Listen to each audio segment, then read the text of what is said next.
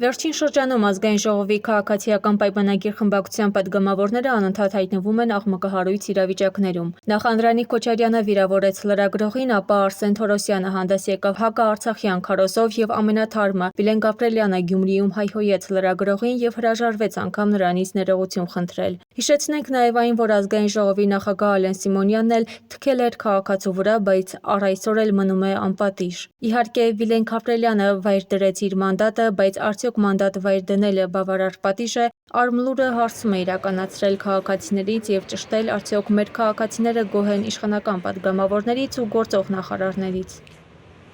Նրանք բոլորն է խուլիգան են, բոլորն է կարող են հայոյել և հայոյում են, որ բոլորը դնեին մանդատները ավելի լավ կլիներ։ Մենակ իրանով չի, ոչ սկսում է, ոչ վերջանում է։ Բոլոր թուրքամետ պատգամավորները։ Առաջի հերթին Ալեն Սիմոնյանը, նա ղեկավար է, նա ղեկավարում է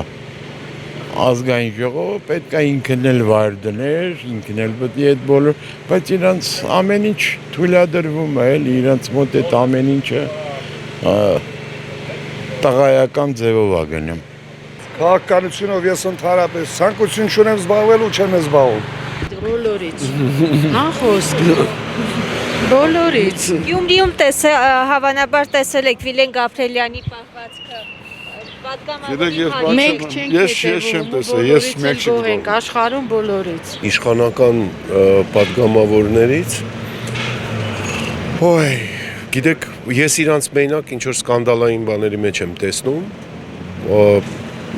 ինչ անշում գոհ եմ, բնականաբար ոչ մեկ գոհ չի։ Վերջին շրջանում նաև Գյումրիի ընտրությունների ժամանակ տեսանք Գյումրիում ԿՊ-ական պատգամավոր Վիլեն Գաբրիելյանի պահվածքը և այդ պահվածքի համար նա միայն իր պատիժը կրեց մանդատը վայր դնելով։ Արդյոք սա պատիժ կարող ենք համարել։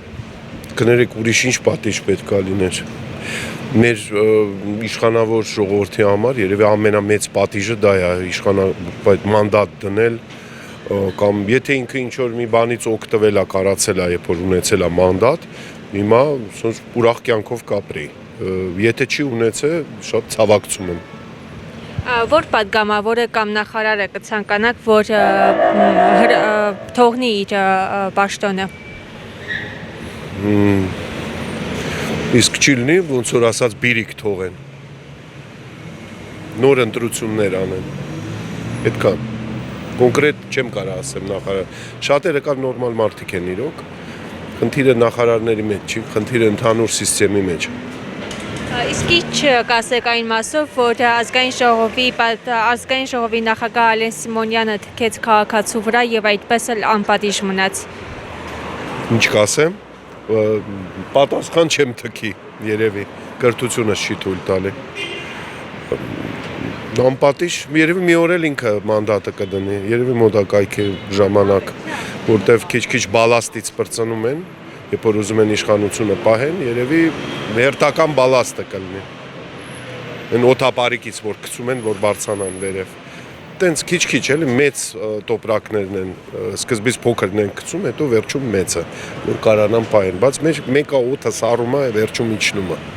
Ոչ մեկին, որ մեկին։ Վիլեն Գաբրիելյանի պահվածքի։ Չէ, վատը, սաղ բոլորը վատն է։ Հայոյանքի պատճառով կարող է իրան դադական նիստի է հրավիրեն։ Նիստի չեմ ասում տանենք։ Իսկ եթե ազգային ժողովի նախագահն է թքում քաղաքացու վրա։ Ինչ ասեմ, անպատկար բան է էլի, քուրիկ ջան, չի կարելի նման բան, ոնց կարելի է նման բան և անպատժելի, պատժում են նման բաների համար, էդ էլ իրանց գործ է, պարլամենտի գործն է էլի, ազգային ժողովի։ Որ պատգամավորը կամ նախարարը կցանկանաք, որ մանդատը վայր դնի, հրաժարվի իր պաշտոնից։ Ես ճիշտն ասած չեմ հետաքրքրվում, բայց նման բաներում քույրիկ ջան, իրանց սեփական գործն է, թողնել, գնալ, բայց իրանց դատ է հասնում, ոնց կարելի է երկիրը պետք է պահվի աղջիկ ջան, չգիտեմ ոնց, բայց պետք է պահվի։ Պատգամավորին վայել պահվածք չէր, բայց պատգամավորն էլ մարդ է, եթե երբեմն սխալներ է անում, կարող է ներողություն խնդրել, ու նա խնդրեց ներողություն և վայր դրեց իր մանդատը, որը գովելի է։ որը հազվագյուտ երևույթ է մեր ներկայիս կյանքում։ Բայց լրագրողից այդպես էլ ներողություն չխնդրեց։ Այդ արդեն ես տեղյակ չեմ։ Եթե չի խնդրել, ուրեմն վատ է, բայց որ մանդատը վայր է դրել, դա ամեն ինչ է երևի նշանակում։ Իսկ եթե նույն սխալը կատարել է ազգային ժողովի նախագահ Ալեն Սիմոնյանը, թքել է քաղաքացու վրա, այն քաղաքացու, որը իր երկրի քաղաքացին է, հանդիսանում, բայց նա այդպես էլ անպատիժ մնաց։ Դե գիտեք, այնպես է հիմա ստացվում, որ Հայաստանում դեմոկրատիա է այսպես կոչված, բայց չափից դուրս արդեն դա ոչ թե դեմոկրատիա է, այլ բարձի թողի վիճակ։ Այսինքն ամեն քայլափոխի կարող են ազգային ժողովին, վարչապետին եւ այլնին անվանել ինչ ասեք, այն էլի ազգային ժողովի դեպուտատ, այլ ֆրակցիաների ղեկավարներ, անդամներ, այդ թվում ազգային ժողովի ամբիոնից հայհոյել նույն ձևով, բայց էլի մնալ անպատիժ։ Հիմա սրա վերջը չգիտենք ինչ պիտի լինի, ես մենակ գիտեմ, որ պիտի որ լավ լինի։ Բավական է մեր կրիշը փոխենք մեր երկրի ու ընթանանք առաջ դեպի զարգացում։ Դե ես կուզեմ 2026 թվականին նոր ընտրություններ լինի, խաղաղ ձևով, հանգիստ ձևով, ու ժողովուրդը ում որ իր ձայնը տվեց, նայել թող հետագայում ղեկավարության ղեկը վերցնի իր ձեռքը, մնացածները սուսուփուս ենթարկվեն ժողովրդի ձայնին։ Կապ չունի ինչքան տոկոս է։ Իհարկե մենք դեռ հեռու ենք եվրոպական դեմոկրատիայից, երբ օրինակ Լիտվայում ազգային ժողովի ընտրություններում, իրեն Սեյմի ընտրություններում հաղթող կուսակցությունը ստանում է 23%, հաջորդ տեղը 21, 20, 19 ու բոլորը աշխատում են հանուն Լիտվայի։ Ոչ թե Հայաստանի նման հանուն իրենց գրպանի, հանուն կոծկելու նախկին արած ու կապ չունի ներկա ԿՊ-ականներից էլ շատերը էլի կաշառքի մեջ բռնվել, պատժվել են